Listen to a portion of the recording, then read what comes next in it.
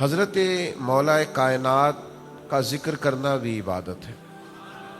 حضرت مولا علی شیر خدا رضی اللہ تعالیٰ عنہ مکہ مکرمہ میں پیدا ہوئے۔ آپ کی والدہ حضرت جناب بی بی فاطمہ بنت اسد رضی اللہ تعالی عنہا نے اپنے والد کے نام پہ آپ کا نام حیدر رکھا تھا، اور آپ کے والد گرامی نے آپ کا نام علی رکھا۔ حضور سید عالم صلی اللہ تعالی علیہ وسلم نے اسد اللہ کا اضافہ فرمایا یہ اللہ کے شیر ہیں۔ اس کے علاوہ آپ کو مرتضیٰ بھی کہا جاتا ہے، جس کا مطلب ہے چنا ہوا، اور کرار بھی کہا جاتا ہے، حیدر کرار۔ لفظ حیدر کی بھی بڑی شان ہے، لیکن یہ جو کرار ہے نا، یہ ہے تو قرار کشمیر والے قاف سے، لیکن اس میں قرار بڑا ہے، ٹھنڈک بڑی ہے، اس میں لطف بڑا ہے۔ حیدر کرار۔ کرار پتہ کس کو کہتے ہیں؟ کرار کہتے ہیں پلٹ پلٹ کے حملہ کرنے والے، یعنی حضرت علی شیر خدا کرار ہے، پلٹ پلٹ کے، پلٹنا، جھپٹنا، جھپٹ کر پلٹنا، یہ لہو گرم رکھنے کا ہے ایک بہانہ۔ حضرت علی شیر خدا رضی اللہ تعالیٰ عنہ کا یہ بھی لقب ہے، اور ان کو مولا بھی کہا جاتا ہے، مولا مرتضیٰ، مولا علی شیر خدا۔ یہ جو ان کو مولا کہا جاتا ہے تو یہ خود نہیں کہا جاتا، یہ مدینے والے محبوب نے کہلوایا ہے۔ حضور نے فرمایا جس کا میں مولا اس کے علی بھی مولا ہے۔ حضرت مولا علی شیر خدا رضی اللہ تعالیٰ عنہ کی بڑی شانیں، بڑی عظمتیں، اللہ تعالیٰ نے انہیں بڑی بلندیاں عطا فرمائی۔ ہم اس دور میں بستے ہیں جس میں بدقسمتی سے وہ ہستیاں جن سے فیض حاصل کرنا تھا، جن کے لفظوں اور جملوں سے انسان نے تربیت لینی تھی، اور جن کا ذکر کر کے اس کے اندر نورانیت پیدا ہونا تھی، روحانیت پیدا ہونا تھی، تقوی پیدا ہونا تھا، ہم نے ان شخصیات کو بحث کا موضوع بنا لیا، جن سے سیکھنا تھا، حاصل کرنا تھا۔ حضرت مولا علی شیر خدا رضی اللہ تعالیٰ عنہ وہ عالی مرتبت شخصیت ہیں جن کی سند سے اللہ ولایت عطا فرماتا ہے، تو ان سے تو فیض پانا تھا، ان کے ذکر خیر سے تو اپنی روح کو تازہ کرنا تھا، اپنے ذہن کو پاکیزہ کرنا تھا۔ ہم لوگ شخصیات پر بحث کرتے ہیں تو بھائی یہ بڑے عظیم لوگ ہیں، لفظ علی پر تو نقطہ ہی کوئی نہیں، نقطہ ہی کوئی نہیں لفظ علی پر، تو بحث کیسے کر رہا ہے مولا علی پر؟ اللہ نے تو انہیں مبرہ رکھا ہے ہر چیز۔ تو حضرت مولا علی شیر خدا رضی اللہ تعالیٰ عنہ کو اللہ تعالیٰ نے بڑی بلندیاں عطا کی۔ حضرت علی دانا بہت ہیں، حکیم بہت ہیں۔ حضرت جنید بغدادی رضی اللہ تعالیٰ عنہ فرماتے ہیں اللہ والوں کی باتیں اللہ کے لشکروں میں سے لشکر ہوتی ہیں۔ یہ لشکر دل فتح کرتا ہے، یہ باتیں، یہ لشکر اللہ کا، یہ شیطان کا مقابلہ کر کے، نفس کا مقابلہ کر کے، ناجائز خواہشات کا مقابلہ کر کے انہیں بھگا دیتا ہے، دل کے اندر معرفت پیدا کرتا ہے۔ اللہ کے بندوں کی جو باتیں ہیں، ان کے جو اقوال ہیں، ان کے جو ارشادات ہیں، ان کے اندر جو خاص تاثیر ہے وہ کیسے پیدا ہوتی ہے؟ انہوں نے کتاب و سنت کو غور سے پڑھا ہوتا ہے، پھر اس کو اپنی زندگی میں عملاً نافذ کیا ہوتا ہے، پھر ان کے کچھ تجربات ہوتے ہیں، اور جب وہ بڑے مہربان ہونا، جب بڑا ان کا دل موج میں ہو، اس وقت وہ اپنے تجربات اپنے پیار کرنے والوں کو بتاتے ہیں۔ حضرت لقمان حکیم رضی اللہ تعالیٰ عنہ نے اپنے بیٹے سے کہا تھا بیٹا میں نے جو تجربات حاصل کیے ہیں قیمت ادا کر کے حاصل کیے، زندگی کے اندر سفر کرنا پڑا، واقعات ہوئے، لوگوں سے ملاقات ہوئی، کہیں پہ مایوسی ہوئی، کہیں سے ہمیں بہت زیادہ خوشی ہوئی، مسرت ہوئی، امید سے بڑھ کر کہیں معاملہ ہوا، تو پوری زندگی میں ہم نے وقت لگایا، پھر کچھ تجربات حاصل کیے تو ہم نے اس کی قیمت ادا کر کے تجربات حاصل کیے ہیں۔ تمہیں کہتے ہیں بغیر قیمت کے ہم سے تجربے لے لو، لیکن نئی نسل یہ چاہتی ہے کہ وہ بھی تجربہ کرے، وہ بھی پہلے ان ساری وادیوں سے گزرے، ان سنگلاخ پہاڑوں سے اور دشوار گزار چٹانوں سے گزر کے آئے۔ تو یہ جو بزرگان دین کے ارشادات ہوتے ہیں، اقوال ہوتے ہیں، یہ اس تجربے کا نچوڑ ہوتے ہیں۔ اور پھر حضرت مولا علی شیر خدا، پہلے تو نبی پاک علیہ السلام نے خود فرمایا میرے طریقے پہ بھی عمل کرنا اور میرے خلفائے راشدین کے طریقے پر بھی عمل، پہلے تو یہ بات ہی بنیاد۔ اور پھر حضرت مولا علی شیر خدا رضی اللہ تعالیٰ عنہ کے بارے میں نبی پاک علیہ السلام نے فرمایا میں حکمت کا گھر ہوں اور علی اس کا دروازہ ہے۔ تو حضرت علی رضی اللہ تعالیٰ عنہ کو جو اللہ نے جو حکمت، دانائی، تدبر اور بصیرت عطا کی تھی نا، وہ بڑی سمجھنے والی ہے۔ چند ایک اقوال میں نے حضرت مولا علی شیر خدا کے آپ کے سامنے رکھنے۔ ہم نا عمل کرنے کی بڑی فکر کرتے ہیں، نماز ایک عمل ہے تو اس کے لیے ہم جگہ کی صفائی کا اہتمام کرتے ہیں، کپڑوں کی صفائی کا لحاظ کرتے ہیں، وضو طریقے سے کرتے ہیں، اور جو لوگ اور زیادہ شوق رکھتے ہوں وہ جماعت کے ساتھ نماز پڑھنے کی خواہش کرتے ہیں۔ حضرت مولا علی شیر خدا رضی اللہ تعالیٰ عنہ فرماتے ہیں یہ سارا کچھ کرو بڑا ضروری ہے، بڑا اہم ہے، بڑا فائدہ مند، لیکن آپ فرماتے ہیں کہ عمل سے بڑھ کر اس کی قبولیت کی فکر کرو۔ آپ ارشاد فرماتے ہیں کہ اس لیے اس قبولیت کی فکر کرو کہ اگر تھوڑا عمل بھی کرو گے نا اور وہ قبول ہو جائے تو فرمایا پھر وہ تھوڑا نہیں رہے گا، پھر وہ بہت زیادہ ہو جائے گا۔ تو قبولیت بڑی نعمت ہے۔ میں اکثر دوستوں سے کہا کرتا ہوں قابلیت بھی بڑی بات ہے،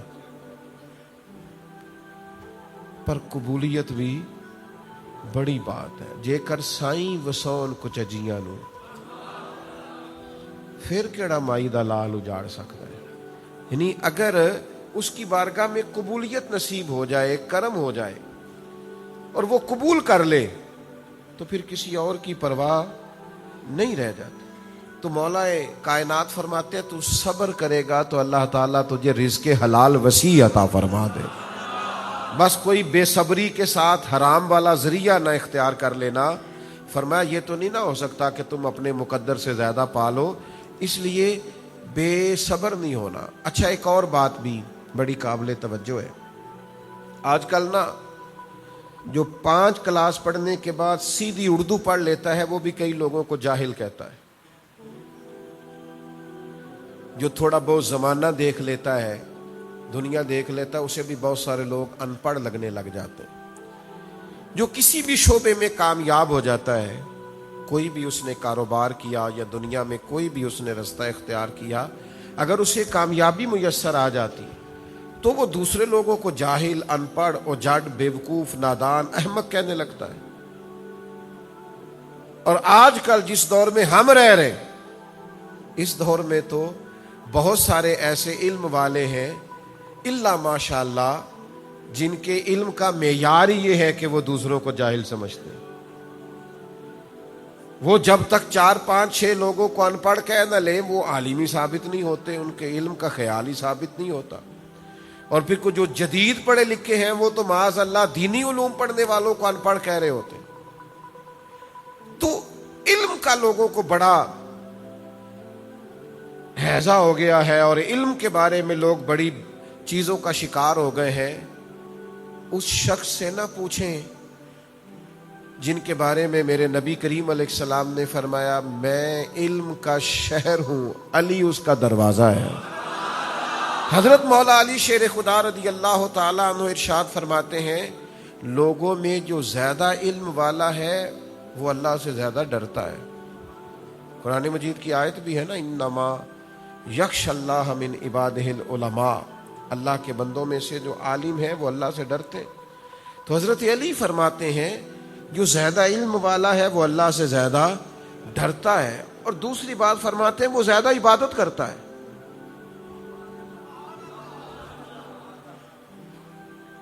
یعنی یہ کہ مستحبی ہے نا، میں تو سارا دن ایک ہی کے کام ہی کرتا رہتا ہوں، نفل ہی ہے نا جی۔ فرمایا جو عالم ہوتا ہے وہ زیادہ اللہ سے ڈرتا ہے، عبادت زیادہ کرتا ہے، اور ہر وقت اپنے رب کی رضا کا طالب رہتا ہے۔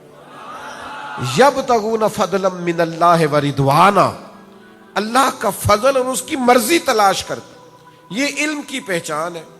تو حضرت مولا علی شیر خدا رضی اللہ تعالیٰ عنہ علم کی بابت یہ ہماری تربیت فرماتے ہیں۔ حضرت علی رضی اللہ تعالیٰ عنہ قرآن مجید سیکھنے پر بڑا زور ارشاد فرماتے ہیں۔ حضرت علی اپنے ماننے والوں سے کہتے ہیں قرآن مجید سے جڑو، قرآن مجید کو سیکھو، قرآن مجید کے مفاہیم سے آشنائی حاصل کرو، قرآن مجید کیا فرماتا ہے، قرآن مجید کس طرح سے تربیت کرتا ہے، اللہ کا مقدس کلام کس طرح اپنے بندوں کی رہنمائی کرتا ہے، اس پر غور کرو، تدبر کرو۔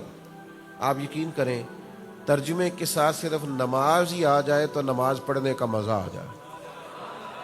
حضرت مولا علی شیر خدا رضی اللہ تعالیٰ عنہ ارشاد فرماتے اللہ کی قسم قرآن کریم کی ہر آیت کے بارے میں جانتا ہوں کب نازل ہوئی تھی اور کہاں نازل ہوئی تھی اور کس موقع پہ نازل ہوئی تھی۔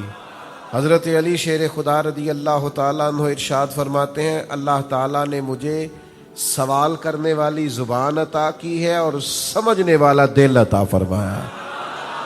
میں نبی کریم علیہ السلام کی بارگاہ میں سوال عرض کرتا تھا اور پھر اللہ نے سمجھنے والا دل دیا ہے، پھر میں اس سے چیزوں کو سمجھتا تھا۔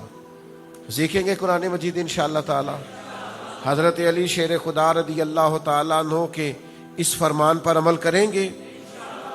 یہ جو لوگ کہتے ہیں نا جی ہم مولا علی کے ملنگ ہیں اور مولا علی شیر خدا کو بڑا مانتے ہیں، تو بھئی آپ کو تو 3 آیتوں کا ترجمہ نہیں آتا، چند آیات آپ کو نہیں آتی، ہاں کیسے حضرت علی کے ملنگ بن گئے؟